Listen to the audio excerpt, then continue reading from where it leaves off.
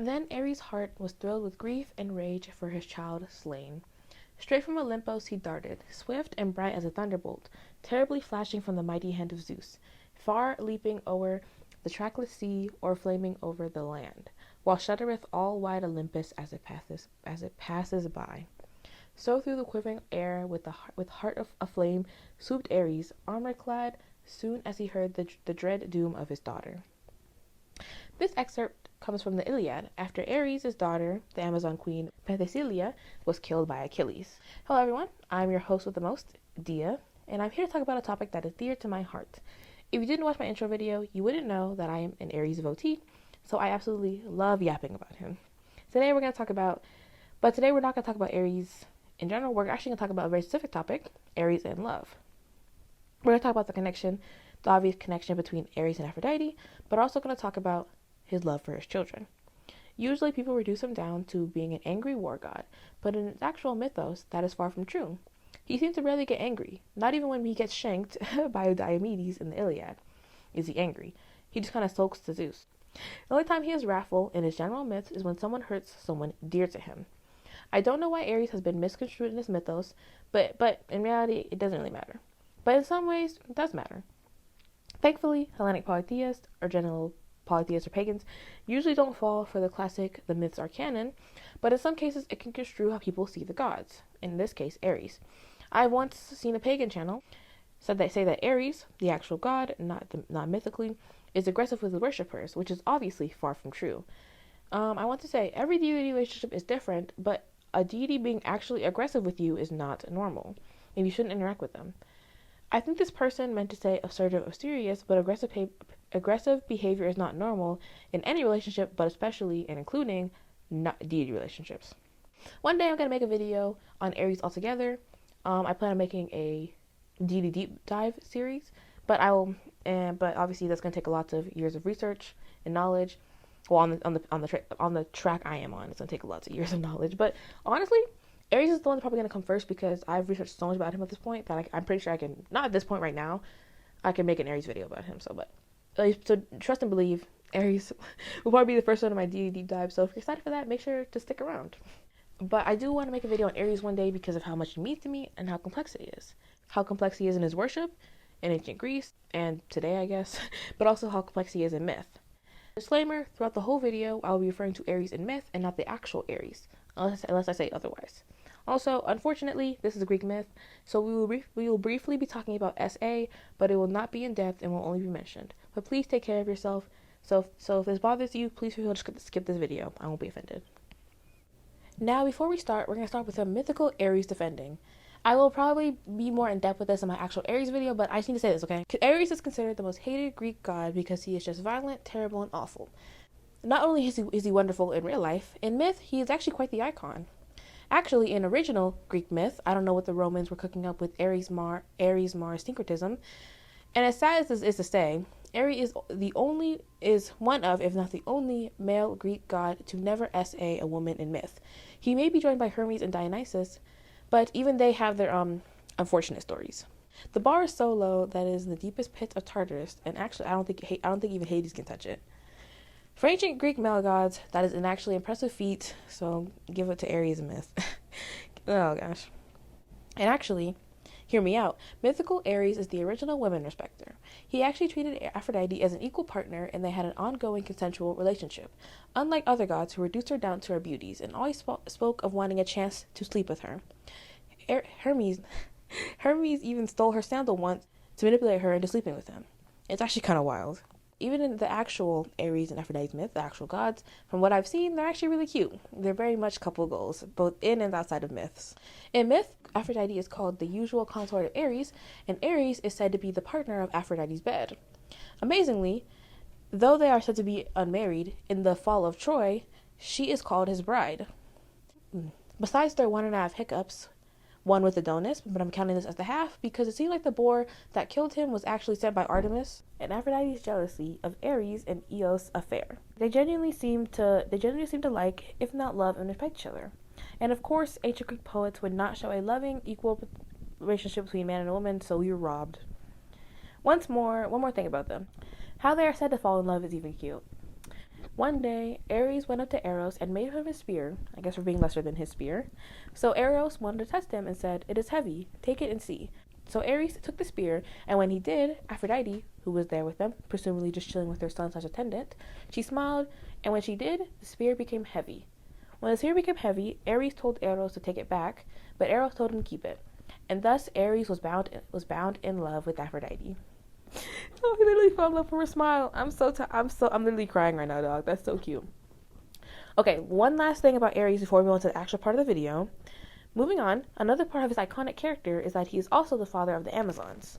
Just like all of his children, he cared for his Amazonian children and bestowed them with his strength. It is said no mortal man could beat Amazonian woman. Here's a quote from the Iliad. Penthesilea speaks, "Draw nigh, come through the press to grips with me, so shall ye learn what might wells up in the breast of the Amazons. With my blood is mingled war. No mortal man begat me, but Ares, the lord of war, insatiate of the battle cry. Therefore my might is more than any man's." Because of such, and because of a battle that ancient Greek women fought in, and one without men being there, in ancient Greece, he was seen as the protector of women. Ares is literally the original women respecter. Now pay him his respects. Last thing before we get, now here's the real last thing, my bad.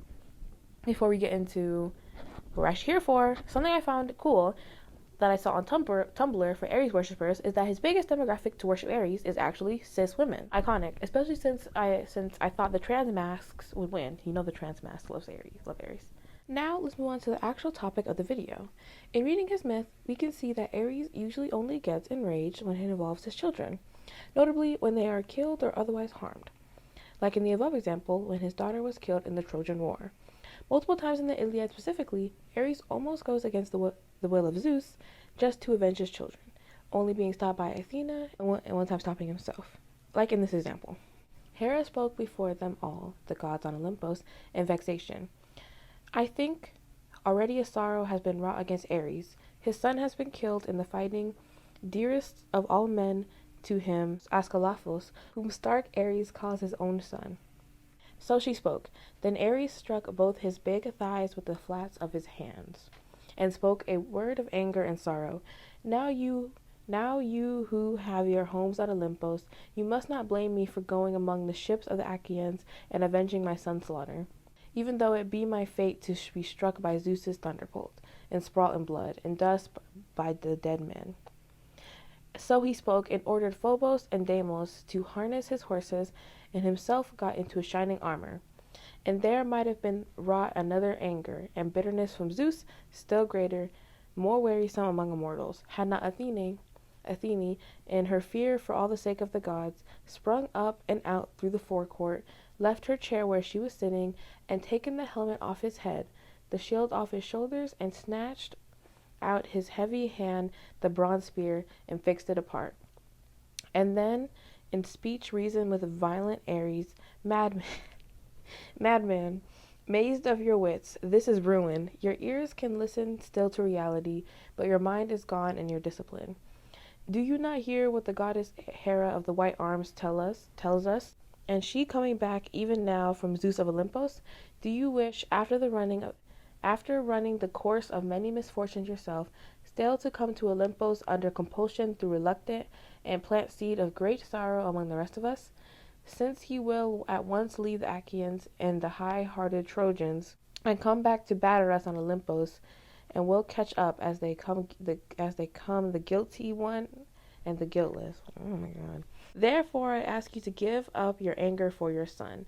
By now some other, better of his strength and hands than your son has been killed, and it is a hard thing to rescue all the generation and seed of all mortals." So she spoke, and seated on a chair violent Ares. And then this next example, also from the Iliad, is Ares stopping himself, and it is also a continuation of the quote from the beginning of the video. "For the Orai and Boreas, the north wind, fleet-winged daughters, bare to him, as though the wide halls of the sky as he strode, the tidings of the maiden's woeful end. Soon as he heard it, like a tempest blast down from the ridges of Ida, leapt he, quaked under his feet the long glens and ravines deep scored, all Ida's torrent beds, and all far-stretching foothills. Now had Ares brought a day of mourning on the Myrmidons, the men of Achilles.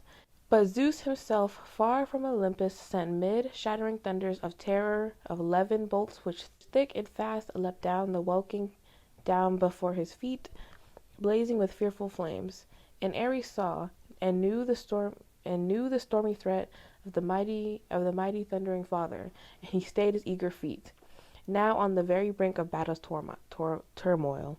So Ares, battle-eager son of Zeus, was stayed. Now loth, I have no idea what that says. How loth soe'er? I don't know what that means. For all the gods to the ruler of the blessed needs must yield, seeing he sits high throned above them all, clothed in his might unspeakable. Yet still many a wild thought surged through Ares' soul, urging him to now dread the terrible threat of Cronos' wrathful son, and to return heavenward, and now to wreck not his sire, but with Achilles' blood to stain those hands, the battle tireless. I don't know what the book I'm talking about. At the last, his heart remembered how that many a son of Zeus himself in a many war had died, nor in their fall had Zeus availed them aught. Therefore he turned him from the Argives, else down smitten by the blasting thunderbolt, with Titans in neither gloom he had lain who dare defy the eternal will of Zeus. In these examples, which are very fancy wording, Ares jumps up to avenge his children, but is stopped for fear of Zeus.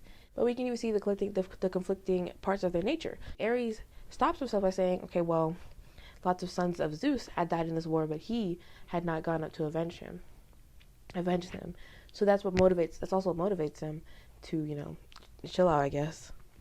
Though he's very justified in his anger. He does not want to wreck the anger of Zeus. As well, he does not want to wreck it on all the other gods, as we can see in the first example with Hera, Athena, and Ares. But yes, you can see a difference in their nature. As soon as he hears the fate of his children, he immediately jumps up to avenge him. But Zeus, he is literally causing this. If you don't know, you haven't read the Iliad. Zeus is literally he is called the leader of the fates in a lot of mythology. So he is actually the one who is controlling this war. He chooses who dies. I think even in the Iliad it said that he sheds a tear at the fact that one of his sons, Sarpedon the second, one of them dies. So there's a difference in nature. Despite apparently being some angry, terrible war god, Ares has few examples of him enacting wrath on people. 3 exactly, and 2 out of those 3 was because those people had hurt someone dear to him. Those 2 are of Cadmus and Halirrhothios. Halirrhothios was a son of Poseidon who either attempted to or completed the act of essaying Ares' daughter, where Ares caught him in the act and then killed him. Poseidon, because father like son, then tried Ares for homicide on the hill of Ares, Areopagos, where fortunately Ares was acquitted. Our second example is a bit longer. It's of Cadmus. Cadmus was sent to the sacred spring of Ares, which was guarded by the dragon Ismenios, who was also Ares' child.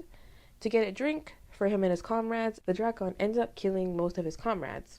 So out of anger, he slayed the dragon. To atone for the death, Cadmus agreed to work for Ares as a laborer for 8 years. And once those 8 years were over, he was forgiven, and actually was even given a very high honor of Ares' daughter's hand in marriage, Harmonia. And now, as we've seen how important Ares' children are to him, so this is obviously no small thing. Out of Ares' 3 examples of wrath, 2 of them were to avenge his children, but only one of them could be really considered wrath, which was the killing. Cadmus, after his labor, joined Ares' long list of favored people. He was even transferred to Elysium by the god. Despite being some hateful, wrathful god, Ares actually has more favors than wrathful actions. Actually, I'm sure everybody saw this coming. Aphrodite and Hera have a longer list of wrath than him. Actually, I think even Dionysus has a longer list than him. So, let's talk more at length between the beautiful relationship of Ares and Aphrodite, but more so about the parallels of love and war, how love can soothe or stoke war. Often in their mythical relationship, Aphrodite is described as calming Ares in that to her whims only he would yield to. They were the original I can fix him. I'm just joking, especially since in myth, Aphrodite never tries to change him, and vice versa, and seems to be one of the few gods, in the Iliad specifically, that accepts him as he is. Which is significant also because Aphrodite is also a war god. Ares himself was also used as war personified. One would say that if someone died in battle, they were killed by Ares. And if one was talking about war, they might call it Ares with a lowercase a instead of the ancient Greek word for war, which is polemos. Here's some examples. Each man mad a sacrifice to some one of the immortal gods in prayer to escape death and the grind of Ares, war. Neopronouns. Was quite unscathed, not pierced by the hurling of keen bronze, nor wounded by the sword hand to hand, though that is the common way of war, since it is at random that Ares, war, rages. If then you, the women of the town, hear that men are dying or wounded, do not seize on the news with loud wailing, for this is the food of Ares, again war, human blood. In the Iliad, the important soldiers, especially after they had won an important battle, were sometimes even called beloved to Ares or peers to Ares. So with Ares as war and Aphrodite as love, can be seen stoking the fire of mighty Ares, war, like during the Trojan War, where she convinced him to join the Trojans' side, and she also convinced him to give his chariot, so on and so forth, or soothing his wrath. Aphrodite, love, could bring or prevent Ares, war. Quite symbolic, I would say. Now back onto Ares and family, because that is a very important part of his mythology. Let's talk more at length about the topic. As we can see here, mythically, Ares only seems to get genuinely upset when someone he cares about gets hurt. As I mentioned, not even when Diomedes stabs him does he seem to get angry. He seems to be more sad, especially since the stabbing was facilitated by his sister Athena. Since Athena's act of violence was brought on by the hatred of Ares and the Trojans, and Ares' acts of violence were brought on by, if you don't count him just being the god of war and act of violence, the death of his children. But he is not allowed to avenge his children, lest suffer the wrath of Zeus, whereas Athena is allowed to stab him without consequence. There is a reason why Ares, after being attacked, goes to Zeus and says this: Father Zeus, are you not angry looking on these acts of violence? We who are gods forever have to endure the most horrible hurts by each other's hatred as we try to give favor to mortals. It is your fault we fight, since you brought forth this maniac daughter accursed, whose mind is fixed forever on unjust action. For all the rest, as many as our gods on Olympus are obedient to you, and we all have rendered ourselves submissive. Yet you say nothing and you do nothing to check this girl, letting her go free, since you yourself begot this child of perdition. See now, the son of Tydeus, Diomedes the haughty, she has egged on to lash out in fury against the immortal gods. First he stabbed the Cyprian, Aphrodite, in the arm by the wrist, then, like something more than human, he swept even against me. But my swift feet took me out of the way, otherwise I should be lying there in pain among the stark dead men, or go living without strength because of the strokes of the bronze spear. Also, before I tell you Zeus's response, I do want to say it is very significant that when Ares says, "It is your fault we fight, since you brought forth this maniac daughter accursed," but more importantly, it is your fault we fight, and also him saying that all the gods of Olympus are obedient to him, because as I'm gonna say later in the video, it is actually Ares who himself actually just straight up he ended Greek mythology. I'm trying to remember. I should look it up. I'll look it up later, but basically he started some big war against Zeus. Basically, we're like, okay, if I win, you don't get to go back down to the mortal realm, and you stay up here. And he actually won, and so Zeus never went back to the mortal realm. He never interfered in human matters, and thus he actually ended Greek mythology. So shout out to Ares for that. But I just want to say it is very significant when he says that. Okay, now on to Zeus's response. So it is clear that Zeus favors the Greeks, even though it meant killing his son, Sarpedon, and probably some other of his children, because obviously he's a lot. They were destined to win by his hands, the Trojans. So he would be on the side of his wife, Hera, and his daughter, Athena, who are also currently upset with Ares. Here he replies with this. Then, looking at him darkly, Zeus, who gathers the clouds, spoke to him. Do not sit beside me and whine, you double-faced liar. To me, you are the most hateful of all gods who hold Olympus. Forever quarreling, it is dear to your heart. wars, and battles. Truly, the anger of Hera your mother is grown out of all hand, nor gives ground. And try as I may, I am broken by her arguments. And it is by her impulse I think you are suffering all this. And yet I will not long to endure you, see you in pain, since you are my child, and it is to me that your mother bore you. But were you born of some other god, and proved so ruinous, long since you would have been dropped beneath the gods of the bright sky. As you can see, he's not too happy with Ares. I'm going to explain why in a second, but I also just want to say, also significant, like I said, obviously Zeus is on the side of the Greeks, so he's also very much on the side of his wife and his daughter. But it's just more of a coincidence than it just because of them, which I'm going to explain why that's significant in point to Ares and also later in the video, but just hear me out. I just want to say, it's obviously that he's very upset with Ares because of the anger Athene, and more specifically, in this case, Hera has against him. But first, let's talk about where does this hatred of Ares come from in the Iliad. Zeus even says that if Ares wasn't his son, he would have abandoned him. Why does Hera, Zeus, and Athena call him a double-faced liar? Well, they're technically not wrong about that. I'm half joking.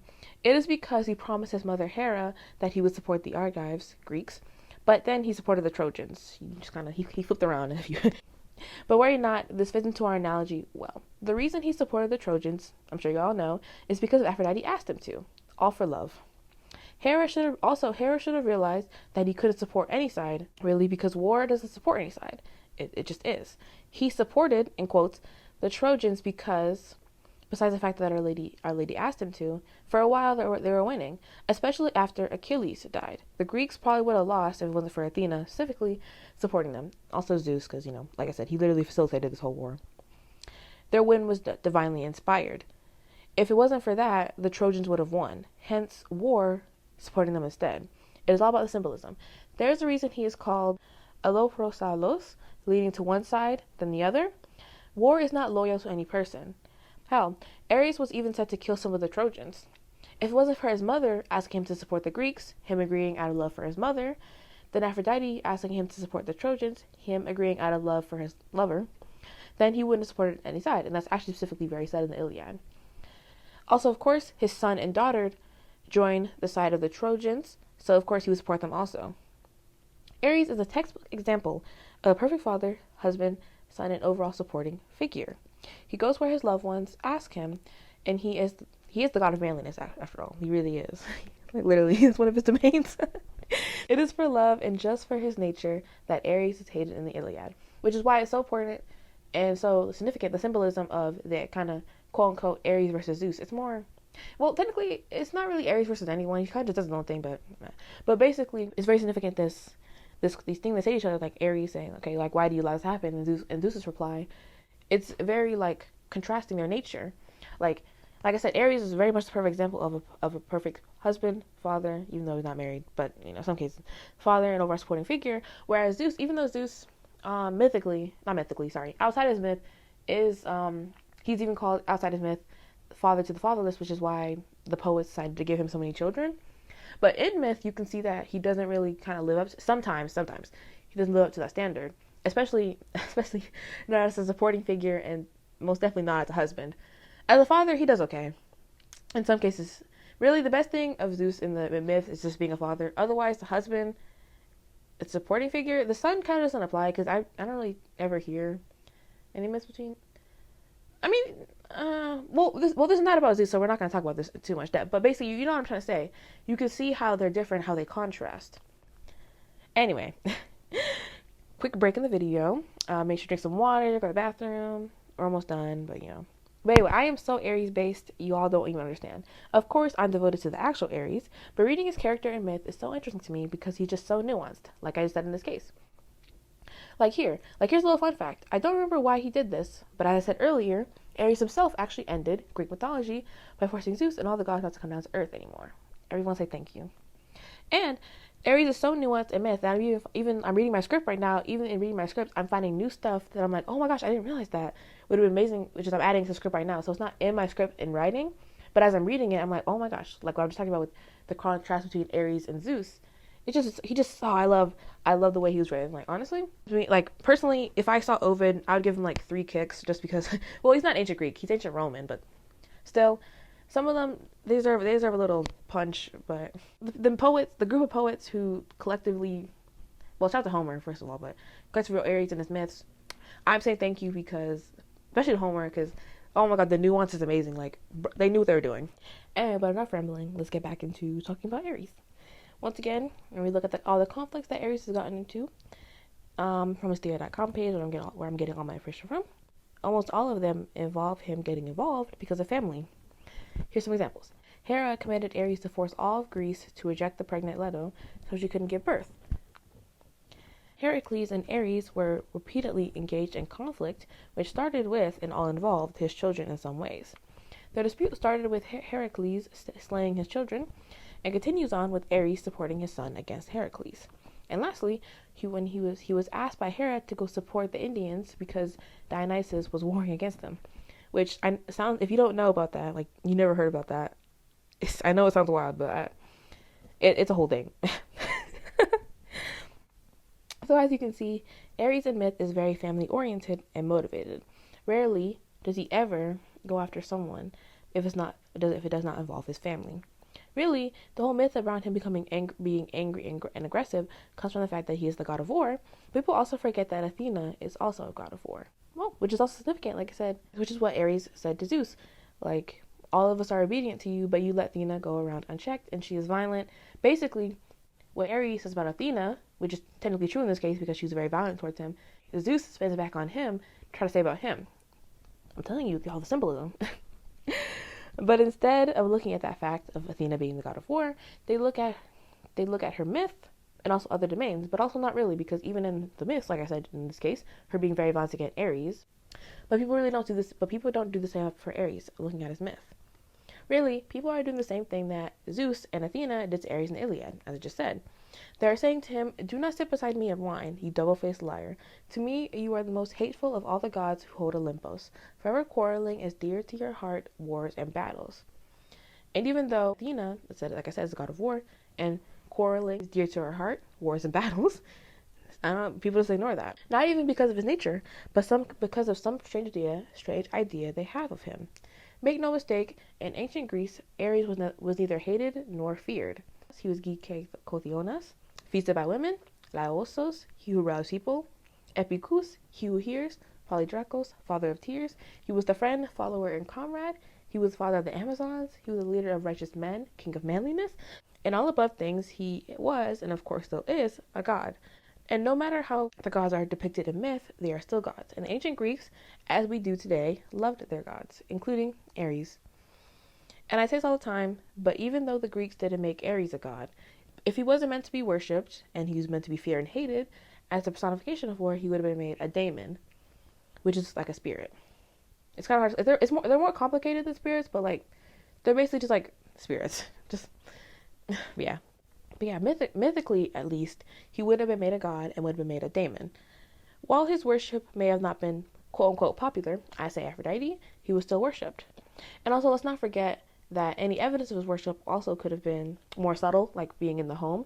For example, he was the god of courage and personal battles, so obviously what evidence would you have of that? Besides, like, I don't know, digging people up and reading their minds somehow. But like for Aphrodite, she had lots of temples because her domain was very, quote-unquote, physical. But even Ares has his stuff. But yeah, let's not forget, if you don't see any evidence of a god being worshipped, it doesn't mean they weren't worshipped. It just means either worship was more subtle, like I said for Ares, or they just somehow got destroyed because it's been literally thousands of years.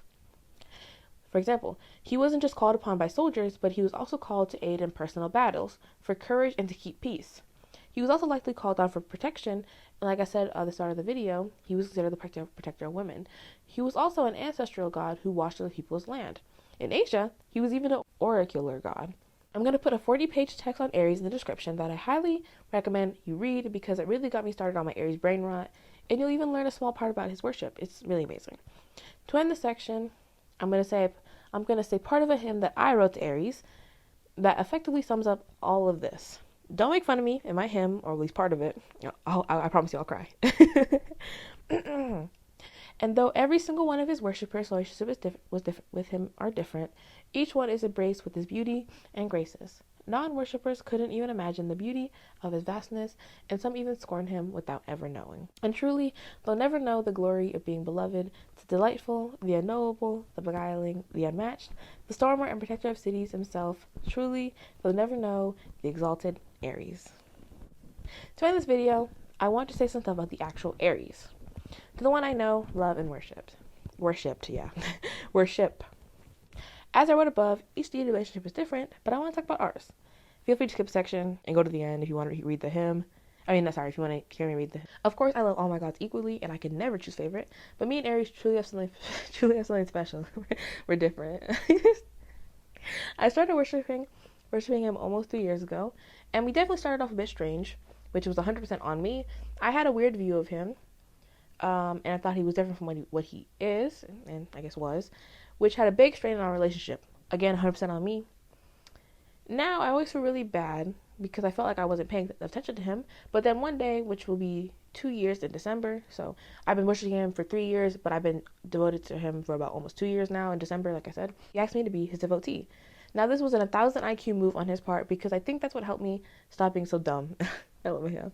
And now, went from me thinking that I wasn't paying enough attention to him to us having a beautiful, close relationship. I even call him God closest to my heart. Now, I don't know about y'all, but I would definitely say Aries is my most affectionate god. I mean, he could be equal with Aphrodite. Literally, no one could beat her in affection. She is unmatched in that case. I definitely know has to do with the fact that I'm his devotee, but really, he's built different. And he's definitely more like my father. No offense to my actual dad, but he's more of my dad than my actual dad. Yeah. He's always there for me, and he's there for me in my darkest moments. He's tried very hard to get through my thick skull that I am loved, and nowadays I actually believe him. Y'all, I'm so corny. Well, actually, no. Well, yeah, I'm still corny today, but past me was so corny because I literally wrote, I'm tearing up writing the script. Come on, get it together past me. Now, let's actually end this. To quote King Ezana of Ascom from the 4th century, thank you to the one who brought me forth, the invincible Aries. Aries has saved my life many years ago, and he continues to save me every day. As you can imagine from this whole speech, I love him quite a lot.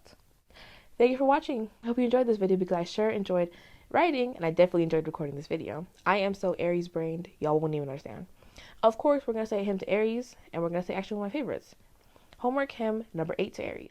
Whoever wrote the homework hymn number 8, I want to shake their hand or something because it is so good. Like, it's actually my favorite homework hymn. Not just because I'm an Aries devotee.